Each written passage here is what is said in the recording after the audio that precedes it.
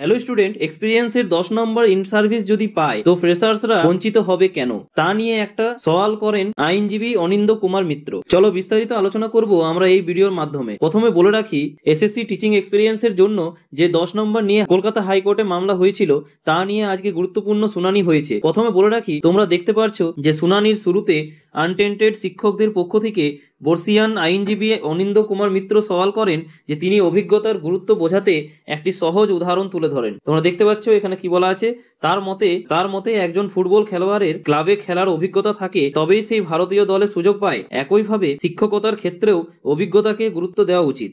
তিনি প্রশ্ন তোলেন যে ফ্রেশার্সরা বঞ্চিত হবে কেন, এই যুক্তিতে অভিজ্ঞদের সুযোগ না দেওয়াটা অনুচিত। তার মতে আবেদনকারীরা বিজ্ঞপ্তিকে চ্যালেঞ্জ না করে পরীক্ষা দিয়েছেন এবং এখন দেরিতে এই বিষয়টি নিয়ে প্রশ্ন তুলছেন, যা ঠিক নয়। এবার বলে রাখি যে এটা নিয়ে সুপ্রিম কোর্ট কি জানালো।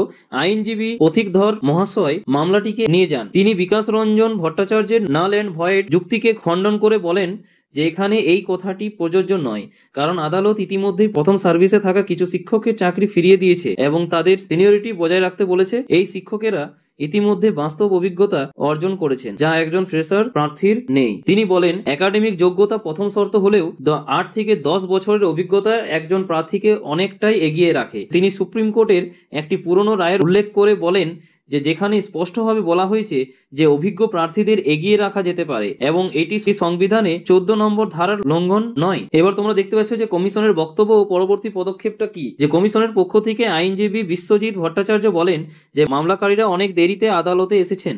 যখন নিয়োগ প্রক্রিয়া প্রায় শেষের পথে, তখন তারা এই 10 নম্বর নিয়ে প্রশ্ন তুলছেন কেন। তিনি অরুণিমা পাল মামলার প্রসঙ্গ টেনে বলেন যে সেখানে এই বিষয়টি ইতিমধ্যে নিষ্পত্তি হয়েছে। মামলার শুনানি চলাকালীন বিভিন্ন পক্ষের আইনজীবীরা তাদের যুক্তি তুলে ধরেন। মেনুকা গ্রুপের আইনজীবী বলেন এটি একটি নীতিগত সিদ্ধান্ত এবং এতে বিচার ভাগের হস্তক্ষেপ করা উচিত নয়। শিক্ষা দপ্তর এই ধরনের সিদ্ধান্ত নিতেই পারে। সব পক্ষের সওয়াল জবাব শোনার পর আদালত এই মামলার পরবর্তী শুনানির দিন 12ই নভেম্বর ধার্য করেছে। সেই দিন আইনজীবী কল্যাণ বন্দ্যোপাধ্যায়ও বক্তব্য রাখবেন বলে জানা গেছে। সব মিলিয়ে অভিজ্ঞতা 10 নম্বর নিয়ে এই আইনি লড়াই এক অত্যন্ত গুরুত্বপূর্ণ মোড়ে দাঁড়িয়ে রয়েছে, যার রায়ের দিকে তাকিয়ে আছেন হাজার হাজার চাকরি প্রার্থীরা। তোমরা তার মানে বুঝতে পারছো এটা শুনে, ঠিক আছে, যে এখন কিন্তু এই এক্সপিরিয়েন্সের 10 নম্বর নিয়ে অনেকটা হইচই বেড়ে গিয়েছে। এটা নিয়ে এখন পরবর্তীকালে কিন্তু প্রবলেমও হতে পারে। দেখো পরবর্তীতে কি হয়। অবশ্যই তোমাদের কোনো যদি আপডেট আসে তাহলে অবশ্যই তোমাদেরকে জানিয়ে দেওয়া হবে। থ্যাংক ইউ, পাশে থাকবেন।